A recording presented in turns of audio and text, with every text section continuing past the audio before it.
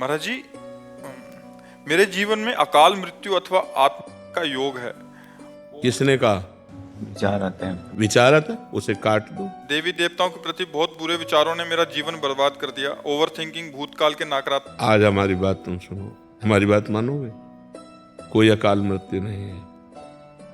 हम तुमसे बता रहे, राधा राधा राधा राधा राधा राधा जपो।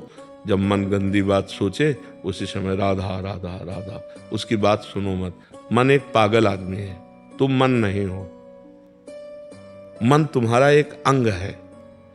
अगर वो गलत हमें उपदेश कर रहा है तो हम उसकी बात नहीं मानते हैं। वो देवी देवताओं को गाली दे रहा है, हम नहीं मानते हैं। वो संतों को गाली दे रहा है, हम नहीं मानते। कुछ नहीं बिगाड़ पाएगा। पाप कर्म पूर्व में हो जाते हैं तब मन हमारा निगेटिव विचार वाला हो जाता है। और जब निगेटिव विचार वाला हो जाता है तो जैसे आप कह रहे हो करने का मन होता है या अकाल मृत्यु हो, ये सब बहुत अच्छे से समझ लीजिए। मानोगे हमारी बात? जी गुरुदेव, इसलिए आपके श्री। हाँ, और आज से ये भ्रम तो तुम हटा दो। तुम नाम जप करो, राधा राधा राधा। और मन जब गंदा सोचे तो सोचो मन गंदा सोच रहा है, आप नहीं। आप अलग हैं, मन अलग है। जैसे हमारा हाथ अलग है और हम अलग है। इतना हाथ काट दिया जाए तो हमको थोड़ी काट दिया। हाथ कट जाने पर हम रहते हैं ना। तो हाँ, मन हमारा एक अंग है, करण है। अंतःकरण में जैसे बुद्धि है, मन है, चित्त है, अहंकार है। अब वो पाप कर्म किए हैं पूर्व में तो वो मलिन हो चुका है। वो गंदे विचार छोड़ता है, असत विचार छोड़ता है। अब उससे हमको डरना नहीं, हमको राधा राधा जपना। आप देखना कुछ समय में एकदम ठीक हो जाएगा। ठीक है ना? ये विचार हटा दो और कभी ऐसी गलती मत करना, नहीं भारी दुर्गति भोगनी पड़ेगी। अगर कभी सुसाइड वाली बात सोच ली तो बहुत दुर्गति भोगनी पड़ेगी। मरने के बाद प्रेत बनना पड़ेगा। 6-7 साल से डिप्रेशन में। बिल्कुल डिप्रेशन में नहीं रहोगे। तुम राधा राधा जपो, ठीक है? राधा राधा जपो, प्रसन्न मन से रहो। सुसाइड की सोचना मत कभी, आनंद पूर्वक रहो। थोड़ी दवा ले रहे हो? लेता था, छोड़ दिया, साइड इफेक्ट हो रहा था बहुत। हाँ तो ठीक है। और राधा राधा नाम जप करो और सवेरे 2-3 किलोमीटर दौड़ो। प्रयास करता हूँ प्रभु, शीर्षासन वगैरह करता हूँ मैं। शीर्षासन करता हूँ प्रभु। हाँ, पर दौड़ो। हम कह रहे हैं खुली हवा में 2-3 किलोमीटर धीरे धीरे दौड़ने का अभ्यास करो और ठंडा जल पियो और पवित्र भोजन पाओ और प्रसन्न मन से रहो। राधा राधा राधा। यार, मनुष्य जीवन ऐसे कुड़ कुड़ के, ये सब पाप का लक्षण है। पूर्व पाप जो है हमको ऐसा दंड देना चाहता है। आप नाम जप करो, ठीक है? अभी तो ऐसी स्थिति लिखी है, कह रहे कि मरने से पहले एक बार आपसे मिलने आया है बस। अच्छा, तो बिल्कुल तैयारी पे हो? पूरी तैयारी में आया था। यार, मर के क्या करोगे? हमें ये बताओ। अगर मरने के बाद ये हो जाए कि बस अब सब खत्म हो गया, ये खत्म नहीं होता। ये शरीर छूट जाएगा तो प्रेत बनोगे, फिर क्या करोगे? फिर तो मर भी नहीं सकते। प्रेत बनने के बाद तो मर भी नहीं सकते, भोगना ही पड़ेगा। इसलिए विचारों के भी बहुत तीव्र आते थे प्रभु, इसलिए आपके श्री चरणों। नाम जप करो, विचार की जगह नाम जप करो। राधा राधा राधा राधा बोलो। राधा राधा। बस बस, आप चिंता न। और जब फिर मरने का इरादा आपको हो ना तो हमसे मिल लेना आके जरूर। अपने किसी गलती से भागना नहीं चाहता, अपने शरीर को मैं खत्म करना नहीं चाहता प्रभु, इसलिए आपके श्री चरणों में आया हूँ। नहीं, ऐसे ये बहुत बड़ा पाप है बच्चा। शरीर को खत्म करना बहुत बड़ा पाप है। माता पिता के प्रति अपने कर्तव्य का पालन करना। हाँ। भागना नहीं चाहता प्रभु, अपने जीवन से किसी समस्या से हारना नहीं चाहता। नहीं नहीं, बिल्कुल मत हारो, हम तुम्हारे साथ हैं, ठीक है? हाँ सुनो, बिल्कुल निराश मत हो, ठीक है? अंदर से मजबूत बनो, निराश मत हो। राधा राधा नाम जप करके तुम देखना, आज के बाद तुम देखना तुमको कितना फायदा मिलता है, ठीक है? और प्रसन्न रहो। संजीव गुप्ता जी, दिल्ली से। राधे राधे महाराज जी।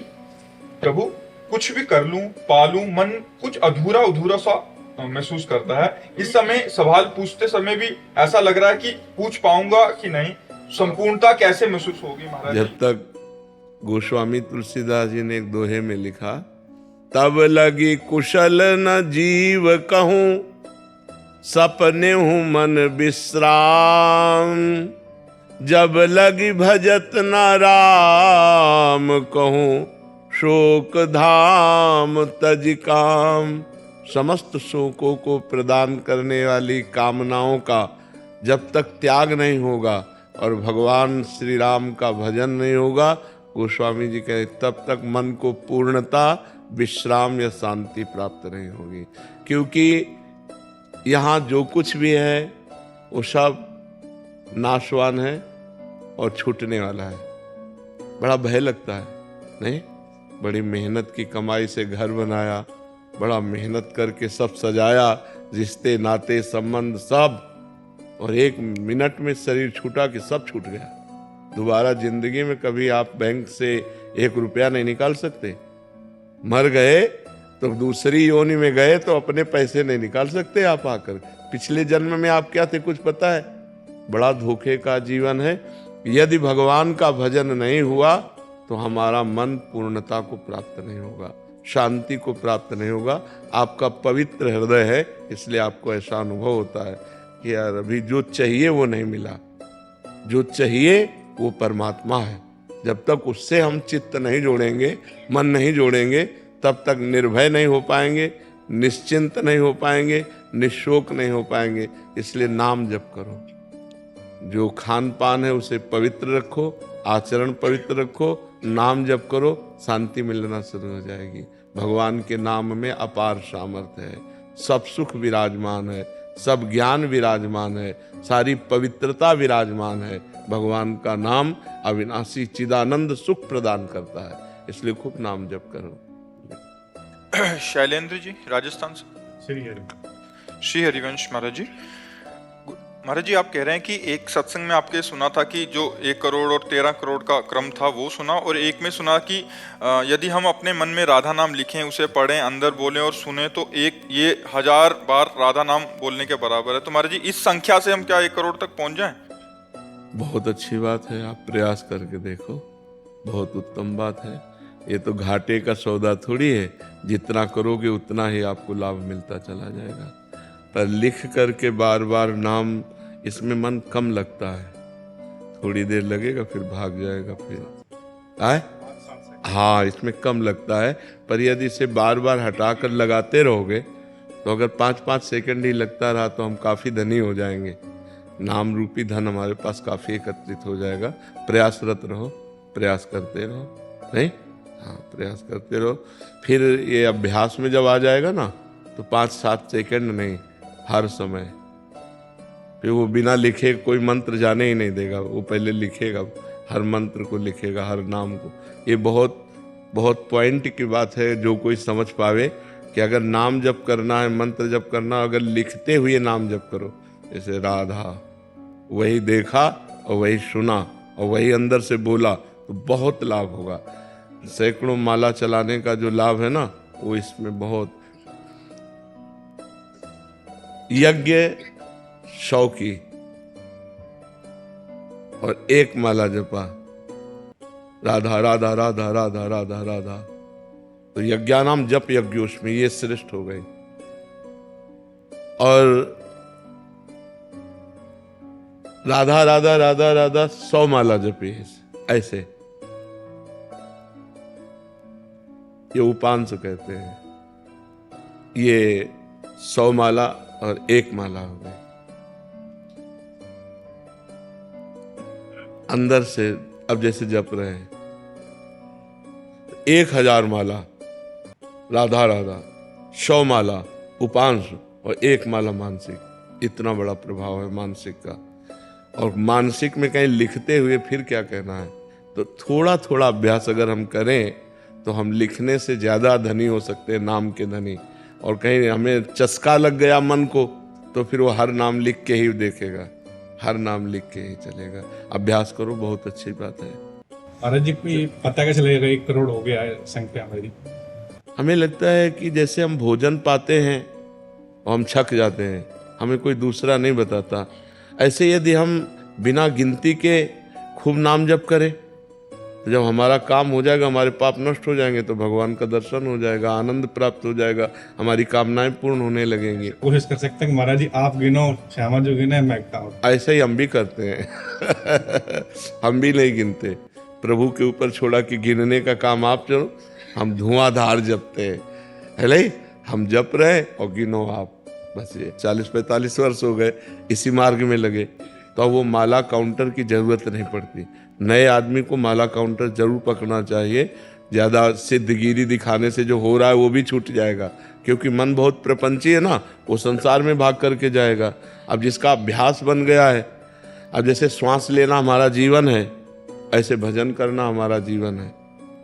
अब उसके लिए माला या काउंटर या कुछ उसकी कोई जरूरत। नाम जब से भूत और भविष्य से हम सुधार। हाँ, भूत के सारे पाप नष्ट हो जाएंगे और भविष्य मंगलमय हो जाएगा।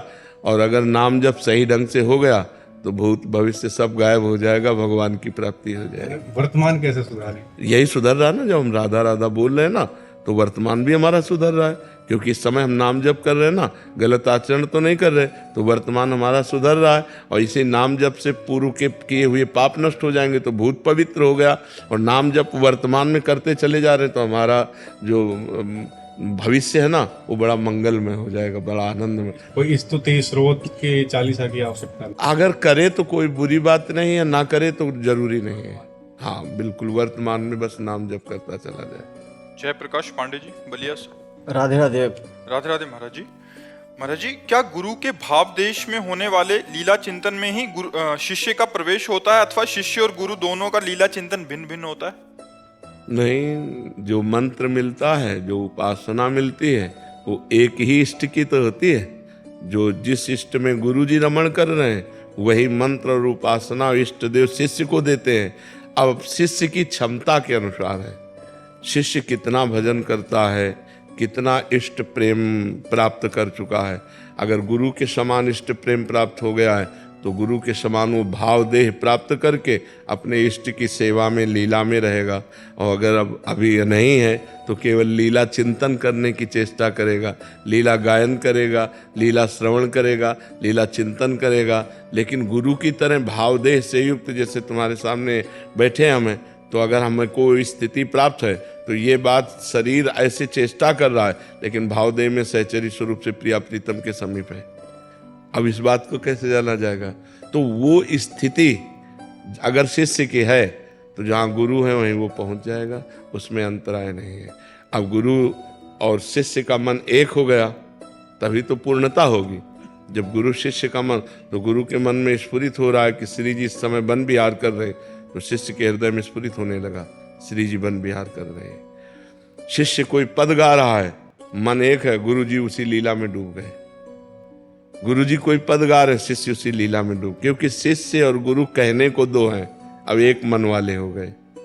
मन एक हो गया ना, शिष्य ने अपना मन गुरु को दे दिया, गुरु का मन शिष्य का मन हो गया। अब तो जोई जोई प्यारो करे सोई मोई भावे। पर ये ऊंची स्थिति बहुत समर्पण के बाद आती है।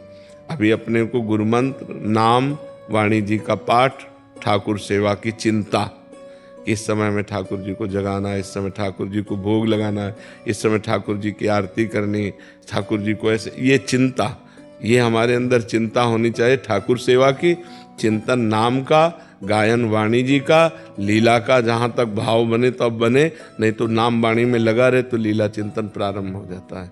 पर गुरु की स्थिति और शिष्य की स्थिति एक हो जाए तब लीला चिंतन एक होगा, तब तक भिन्न भिन्न होगा। जब एक स्थिति हो गई तो जो उधर चल रहा है वो उधर चल रहा है। समझ पा रहे हैं आप? वंदना गुप्ता जी। राधे राधे महाराज जी। महाराज जी, आत्ममिलन का उपाय सुझाएं। महाराज जी, स्वयं से मिलन की परमानंद की अनुभूति को कैसे पाएं? एक तो है ज्ञान मार्ग, किसका प्रश्न है? ज्ञान मार्ग जिसमें बहुत कठिन है, मतलब बहुत कठिन है।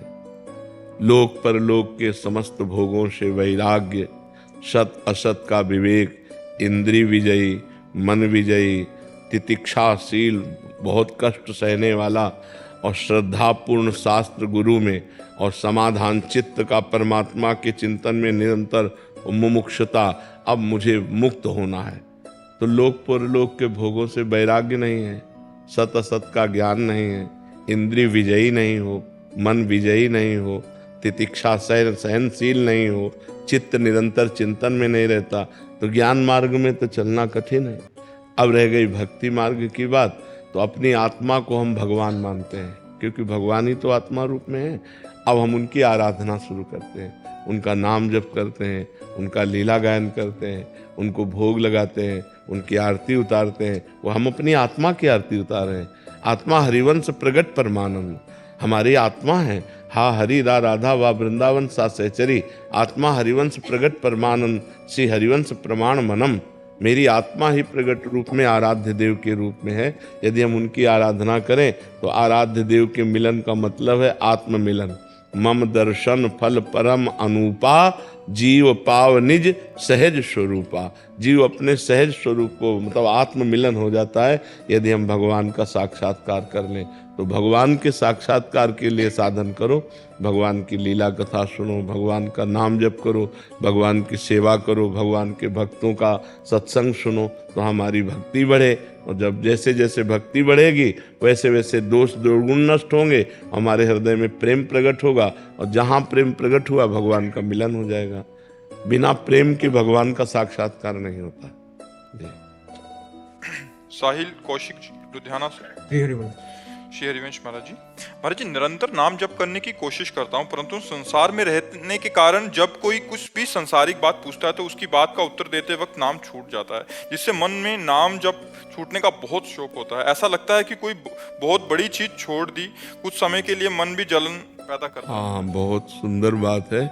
बहुत तद्विस्मरणेन परम व्याकुलते थे, जरा सा विस्मरण होने पर परम व्याकुलता जागृत हो जाए, बहुत उत्तम बात है। और अगर थोड़ी हम सावधानी रखें तो बात करने पर भी हम नाम जप कर सकते हैं। जैसे हम आपको देख रहे हैं, आपके मस्तक पे राधा लिख रहे हो, आपसे बात कर रहे हैं, और हम राधा नाम पर पूरी एकाग्रता किए, और आपकी तरफ देख रहे हैं तो आपको लग रहा है हमारी तरफ देख रहे हैं और आपसे बात कर रहे हैं, पर हमारे ध्यान में, हमारे चिंतन में राधा नाम है और हम आपसे बात कर रहे हैं।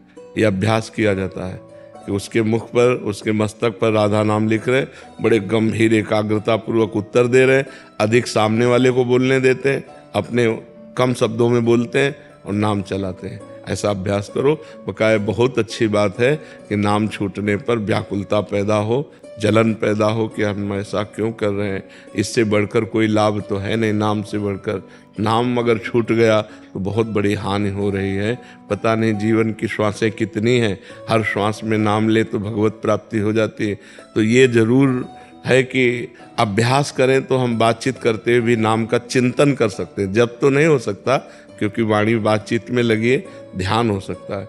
जैसे हम दो कार्य एक साथ कर रहे हैं, सत्संग सुन रहे हैं और अंदर अंदर कुछ और चल रहा है। देखो अंदर अंदर सबके कुछ और चल रहा है ना, जहाँ और चल रहा है अगर वहाँ नाम चलने लगे तो बाहरी क्रियाएं संसारिक होते हुए भी भजन निरंतर चल सकता है।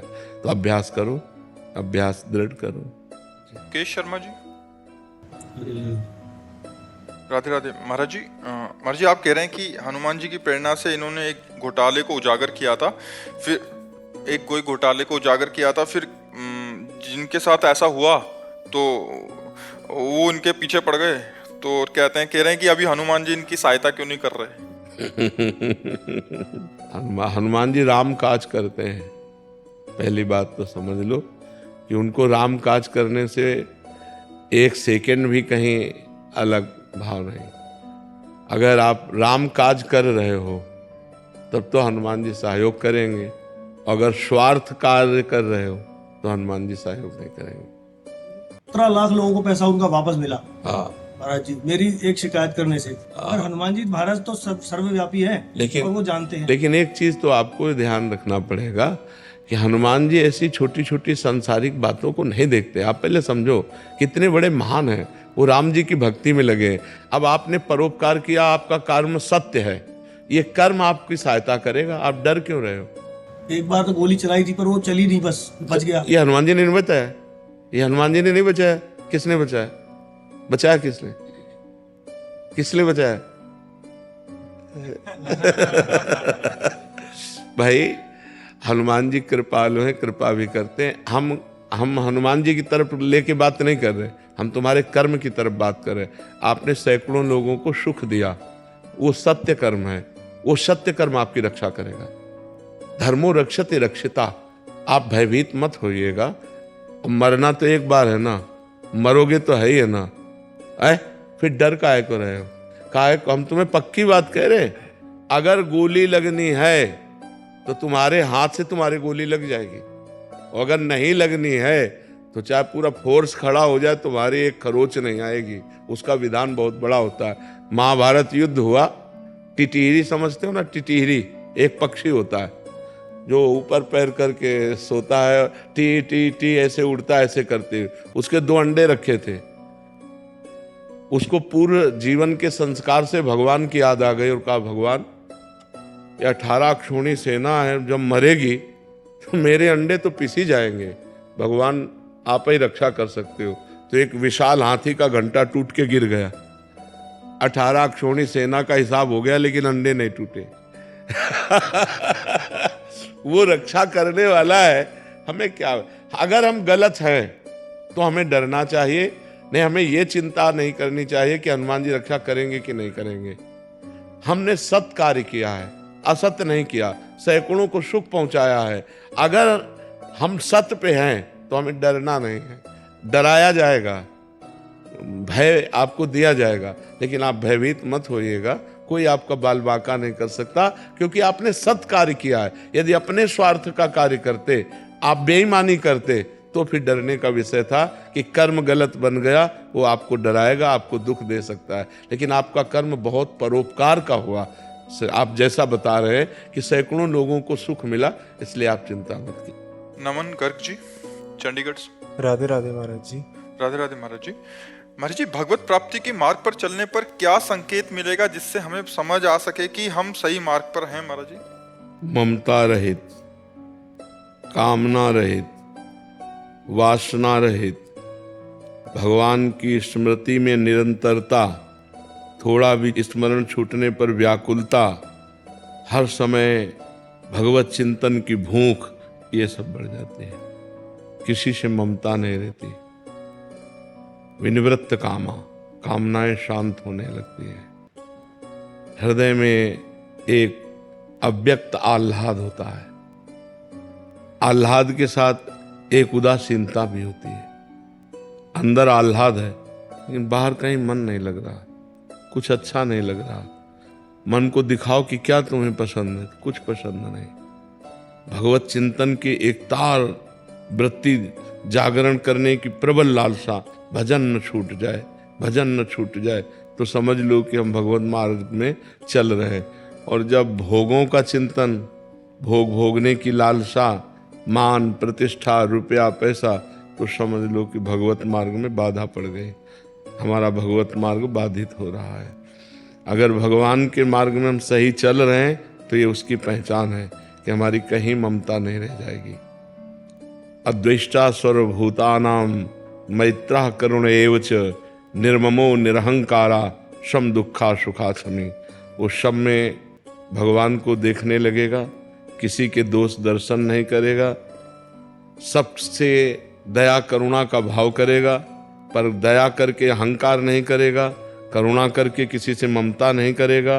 वो क्षमाशील, निरंतर भगवत चिंतन परायण रहेगा। अब कितनी बड़ी प्रवीणता है कि हम आपसे प्यार करेंगे लेकिन ममता नहीं होगी, हम आपकी सेवा करेंगे, दया करेंगे, पर अहंकार नहीं होगा। ये भक्त में आने लगता है। जिसे भगवत प्राप्ति का मार्ग सुदृढ़ मिल जाता है, उसमें दिव्य लक्षण आने लगते हैं। बड़े से बड़ा परोपकार करके अहंकार नहीं, सबसे प्रेम व्यवहार करके किसी से ममता नहीं। कोई उसको अपमानित कर दे, दुख दे दे, वो क्षमा करेगा, उससे लड़ेगा नहीं, शांत रहेगा। ये भगवान की भक्ति का उसके हृदय में प्रभाव प्रकाशित हो जाता है।